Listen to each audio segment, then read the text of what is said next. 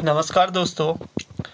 आज प्रश्नोत्तर की सीरीज में हम Uttar Pradesh lower subordinate prelims परीक्षा 2004 का राजनीति विज्ञान का प्रश्न पत्र अध्ययनवार विश्लेषण करेंगे, जो आगामी प्रतियोगी परीक्षाओं के लिए बहुत महत्वपूर्ण है। आज का पहला क्वेश्चन है, निम्नलिखित में से कौन प्राचीन भारतीय विचारकों द्वारा प्रतिपादित राज्य के सप्तांग सिद्धांत के 7 अंगों में नहीं है? इसका राइट आंसर है बी, पुरोहित। प्राचीन भारत में राज्यों की शासन एवं प्रशासन का विस्तृत विवेचन करने वाली सर्वोत्तम रचना कौटिल्य अर्थशास्त्र है, जिसकी रचना मौर्य शासनकाल में हुई थी। इसके रचयिता ने सप्तांगी राज्य का विवेचन किया। इसके अनुसार राज्य के 7 अंग या तत्व या प्रकृतियां होती हैं। पहला है स्वामी या राजा, दूसरा है अमात्य मंत्रीगण तथा प्रशासक, तीसरा है जनपद राज्य के प्रदेश में रहने वाला जनसमूह, चौथा है दुर्ग या पुर किलेबंदी राजधानी, पांचवा है कोष या वित्त व्यवस्था, छठा है दंड सेना या बल, सातवां है मित्राणी राज्य के बाह्य तथा आंतरिक सुदृढ़ मित्र के साथ साथ शत्रु को भी इसी 7वें तत्व के अंतर्गत माना गया है। नेक्स्ट क्वेश्चन है, कौटिल्य का मंडल सिद्धांत किससे संबंधित है? ए प्रशासन से, बी विदेश नीति से, सी आर्थिक नीति से, डी न्यायिक नीति से। इसका राइट आंसर है बी, विदेश नीति से। कौटिल्य का मंडल सिद्धांत विदेश नीति से संबंधित है। इसके तहत 6 प्रकार की नीतियों का विवरण कौटिल्य ने दिया है: संधि, विग्रह, आसन, यान, संश्रय, दृढ़ि, भाव।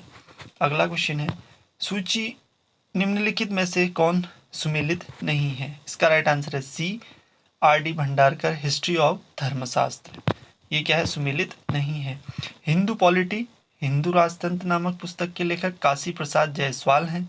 अर्थशास्त्र के लेखक कौटिल्य हैं तथा महाभारत के शांति पर्व का संबंध भीष्म से है। अगला क्वेश्चन है, निम्नलिखित में से कौन सा एक प्राचीन भारत में राज्य का कार्य नहीं था? इसका राइट आंसर है सी, राज्य हस्तक्षेप की नीति का अनुसरण करता था।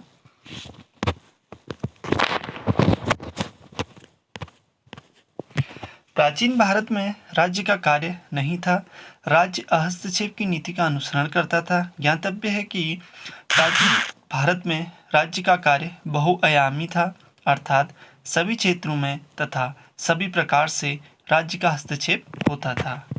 नेक्स्ट क्वेश्चन है, निम्नलिखित में से किसने राज्य उत्पत्ति के शक्ति सिद्धांत का समर्थन किया है? इसका राइट आंसर है सी, ओपेनहाइमर ने इसका समर्थन किया है। ओपेनहाइमर ने राज्य की उत्पत्ति के शक्ति सिद्धांत का समर्थन किया है।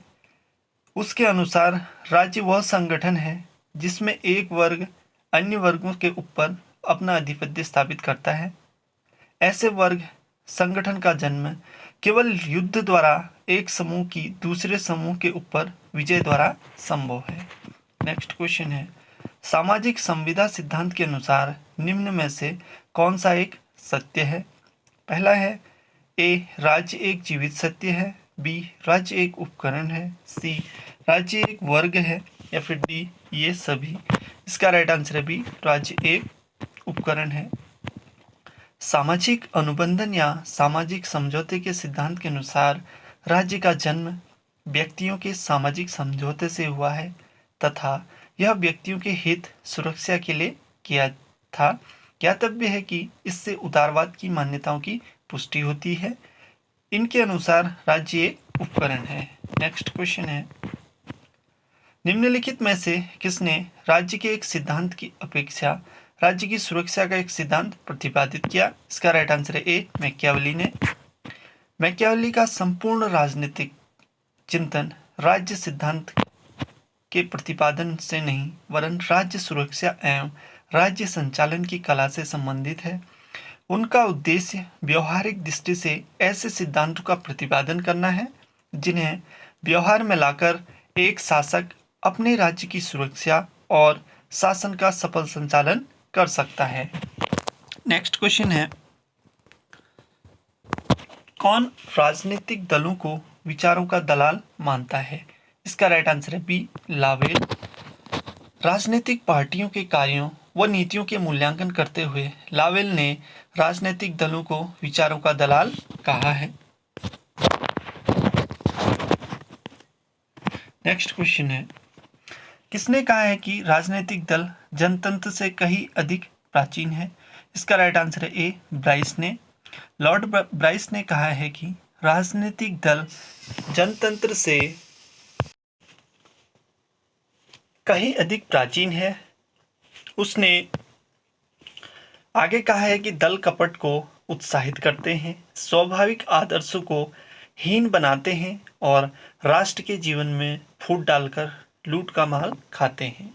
नेक्स्ट क्वेश्चन है, अधिरचना का विचार किसे कहते हैं? इसका राइट आंसर है सी, ग्रामसी को। एंटोनियो ग्रामसी ने अधिरचना का नवीन विचार दिया है। उसने पूंजीवादी समाज की अधिसंरचना के 2 स्तरों में अंतर किया है। पहला है, इसमें एक आधार के अधिक निकट है और वह परिवार, स्कूल, चर्च इत्यादि के रूप में देखने को मिलता है। और दूसरा है, राज्य की बल प्रयोग मूलक संरचनाओं को लक्षित होता है। नेक्स्ट क्वेश्चन है, किसने एक देश में समाजवाद के सिद्धांत का प्रतिपादित किया है? इसका राइट आंसर है बी, स्टालिन ने। स्टालिन ने सोवियत संघ में समाजवाद को लेनिन द्वारा स्थापित विचारों में परिवर्तन प्रस्तुत किया तथा एक देश में समाजवाद की स्थापना संभव है, चाहे शेष दुनिया में पूंजीवाद का विशेष प्रभाव रहे। नेक्स्ट क्वेश्चन है, राज्य ने संपत्ति का सृजन नहीं किया, वरन वह स्वयं इसलिए सृजन हुआ जिससे इसका संरक्षण हो सके। यह कथन किससे संबंधित है?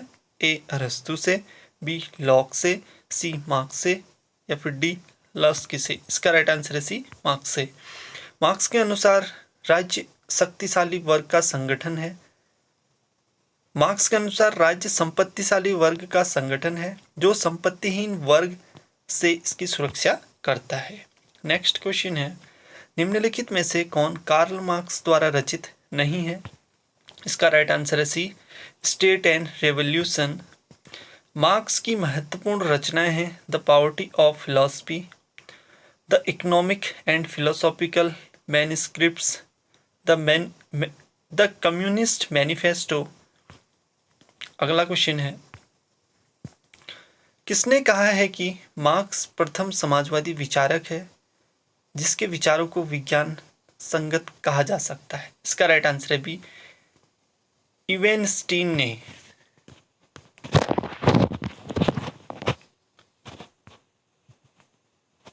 अगला क्वेश्चन है, निम्नलिखित में कौन सी अवधारणा मार्क्स के द्वंद्वात्मक भौतिकवाद से संबंधित है? इसका राइट आंसर है डी, विश्व में परिवर्तन विचारों के बल पर होता है। मार्क्स ने द्वंद्वात्मक पद्धति हीगल से ग्रहण की है, परंतु मार्क्स द्वंद्ववाद हीगल के द्वंद्ववाद से पृथक है। हीगल एक आदर्शवादी था और उसने विचारों को बहुत महत्वपूर्ण माना है, परंतु मार्क्स के अनुसार आर्थिक शक्तियां सामाजिक विकास की प्रेरक शक्तियां हैं। अगला क्वेश्चन है, सामाजिक विकास के लिए किसने थोड़ा थोड़ा करके सामाजिक अभियांत्रिक का समर्थन किया? इसका राइट आंसर है सी, पॉपर ने। कार्ल पॉपर ने उदारवादी लोकतंत्र में सामाजिक परिवर्तन के लिए खंडशः सामाजिक अभियांत्रिकी सिद्धांत का प्रतिपादन किया। सामाजिक अभियांत्रिकी का अर्थ है सामाजिक विकास को नियंत्रित करने, रोकने या उसकी गति को तेज करने के उद्देश्य से संस्थाओं का नियोजन तथा निर्माण करना। नेक्स्ट क्वेश्चन है, नव प्रजातंत्र का प्रतिपादक किसने किया? इसका राइट आंसर है डी, माओ ने। नव प्रजातंत्र लोकतंत्र का प्रतिपादन माओ ने किया है। ज्ञातव्य है कि जिसे मार्क्स, एंजल्स, लेनिन तथा स्टालिन ने सर्वहास का अधिनायकवाद कहा है, उसी को माओ ने सर्वहारा का लोकतांत्रिक अधिनायकवाद बना दिया। यहाँ लोकतांत्रिक शब्द का विशेष महत्व है जो रूस में स्थापित लोक प्रजातंत्र तथा चीन में माओ द्वारा प्रचलित नए लोकतंत्र के नमूनों के बीच मौलिक अंतर की रेखा खींचता है। माओ के लिए नए लोकतंत्र का अनुपूरक अंग उसके नई व्यवस्था के सिद्धांत में समाहित है। अगला क्वेश्चन है, व्यक्तियों के कार्यों को किसने स्व संबंधी कार्य तथा पर संबंधी कार्य में विभक्त किया है? इसका राइट आंसर है डी, जे.एस. मिल की। जे.एस. मिल ने व्यक्ति के कार्यों को स्व संबंधी तथा पर संबंधी कार्यों में विभक्त किया है। मिल के अनुसार स्व संबंधी कार्य व्यक्ति के वे कार्य हैं जिनसे अन्य व्यक्ति प्रभावित नहीं होते, पर संबंधी कार्य व्यक्ति के कार्य हैं जिनका प्रभाव अन्य लोगों पर पड़ता है। इस प्रकार जे.एस. मिल ने स्वतंत्रता के दो रूप बताए हैं। नेक्स्ट क्वेश्चन है, यह मत किसका है कि आत्म संरक्षण की इच्छा मानवीय वृत्ति का प्रभावी सिद्धांत है? इसका राइट आंसर है ए, हॉब्स ने। हॉब्स प्राकृतिक स्थिति में भी मनुष्य के विवेक के अस्तित्व को स्वीकारता है, जिसकी उत्पत्ति तब होती है जब मनुष्य अपने संवेगों के अनुसार कार्य करते हुए अपने को असुरक्षित पाते हैं और प्राकृतिक स्थिति के कष्टों के निवारणार्थ उनका विवेक उन्हें शांति की कामना करने की दिशा में प्रेरित करता है। नेक्स्ट क्वेश्चन है, निम्नलिखित में से प्लेटो द्वारा लिखित कौन सी एक पुस्तक एक ही समय में एक विश्वविद्यालय, एक परिवार तथा एक चर्च का प्रतिनिधित्व करती है? इसका राइट आंसर है सी, रिपब्लिक। प्लेटो की पुस्तक रिपब्लिक एक ही समय में एक विश्वविद्यालय, एक परिवार तथा एक चर्च का प्रतिनिधित्व करती है।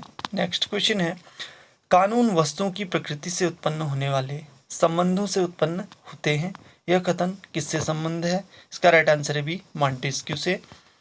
मॉन्टेस्क्यू के अनुसार कानून वस्तुओं की प्रकृति से उत्पन्न होने वाले संबंधों से उत्पन्न होते हैं। नेक्स्ट क्वेश्चन है, किसने कहा है कि विधि इच्छा से प्रभावित विवेक है? इसका राइट आंसर है ए, अरस्तु ने। अरस्तु के अनुसार आदर्श राज्य वही है जहां विधि की संप्रभुता स्थापित है। विधि नागरिकों के मध्य समानता की घोतक है, क्योंकि उसका आधार मानव विवेक और उसके रीति रिवाज और जन परंपराएं हैं जिनसे कि मानव जीवन संचालित होता है।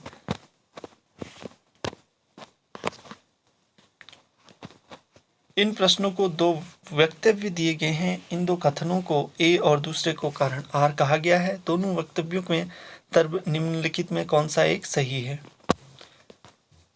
कथन ए, ग्रीन के व्यक्तियों की स्वतंत्रता का बचाव किया। कारण आर, उसने उदारवाद तथा आदर्शवाद को मिलाने की कोशिश की। इसका राइट आंसर है ए।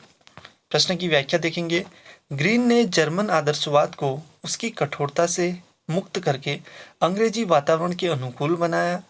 उसने अपने उदारवादी आदर्शवादी तथा अंग्रेजी व्यक्तिवाद तथा जर्मन आदर्शवाद दोनों की कठोरता को निकालकर उनमें यथोचित समन्वय स्थापित करने का प्रयास किया। उसने यह स्पष्ट करने का प्रयास किया कि राज्य के कार्यों तथा व्यक्ति स्वतंत्रता में कोई मौलिक विरोध नहीं है।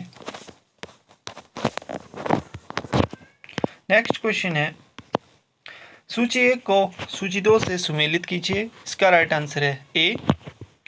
हॉब्स कहता है तलवार के बिना संविदा शब्द मात्र है। बोंदा का कथन है संप्रभुता नागरिकों तथा प्रजाजनों पर सर्वोच्च सत्ता है जो कानून द्वारा प्रतिबंधित नहीं है। रूसो के अनुसार मनुष्य एक पतित प्राणी है। लॉक के अनुसार प्राकृतिक अवस्था में संचालन के लिए प्रकृति का नियम प्रचलित है जो सभी पर लागू होता है। अगला क्वेश्चन है, लिबर्टी